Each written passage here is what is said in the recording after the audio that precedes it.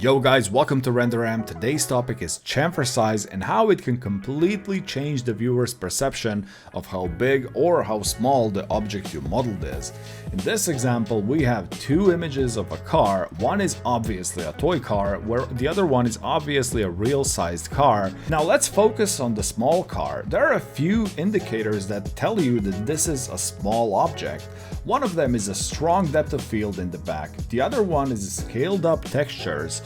But the main thing that indicates that this model is a smaller model is the size of the chamfers. Now take a look at the frames of the door. Look at these bends happening. You can really feel that they are large, which is normal for a small object. But try to picture this car being scaled up to the original size of the car. Now these chamfers here, these fillets, they would be 4, 5, maybe 6 centimeters big. Now, when you compare it to the real-sized car, you can notice, for example, here on the gas tank, you can see that these chamfers are super tiny. We're talking like 3-4 millimeters, something like that. Now, this is the main thing that's going to tell your brain that this is a big car and that this is a toy car. Now let me show you an actual example where I modeled boxed milk, and you will see the difference that the size of the chamfer makes. Now in this example we have 1 liter boxed milk, and yeah, you can see it's a boxed milk, it's 1 liter, obviously it says 1 liter here. But my client for this job told me that there is a different version of that milk, and that is a 0.2 liter milk. So at that point, I was like, okay, so that should be pretty straightforward. I asked him how it looked like, and he says it's the same thing, it's just much smaller. So what I literally did, I took this milk, scaled it down, changed the texture to 0.2 version texture, and I got this. Now, okay, physically you can see that, one milk is bigger, the other one is smaller, so you would guess that this is a smaller version.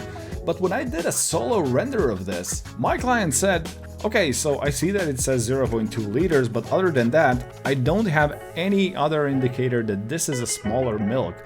Can you try and do something so that the viewer can feel that this is a smaller version? So at that point, I started thinking like, okay, what is the main difference? And that's when I noticed that the smaller milk had much more pronounced chamfers and everything looked much more curvy.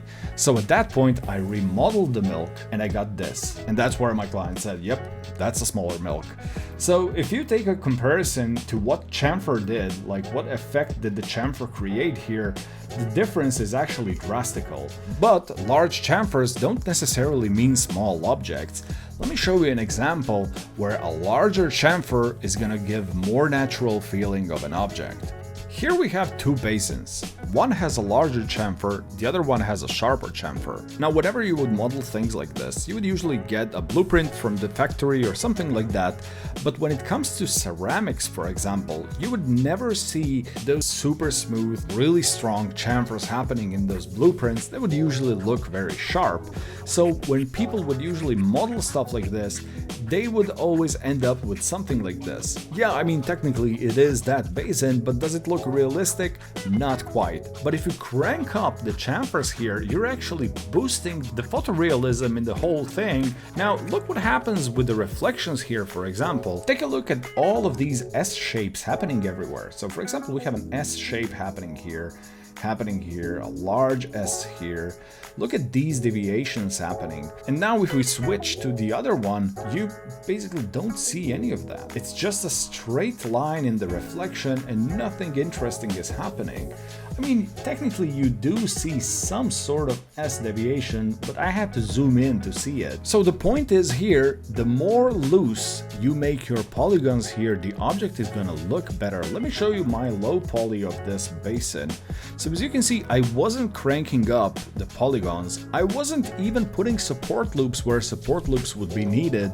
For example, here, because I am aiming that the object gets some sort of natural deformation for all the reflections, for everything to behave much more natural. And the biggest mistake, like I said before, that I see people make is when they put chamfers, they put A, really small chamfers, and B, they crank the segments up to something like this, and this really doesn't give a really nice effect. So remember, whenever you're modeling anything, try to understand how the chamfers look. They are the ones that are gonna guide the scale of an object, the feeling of an object, and its vibe. If you have a specific object that has a super tiny chamfer, trust me, crank that chamfer up.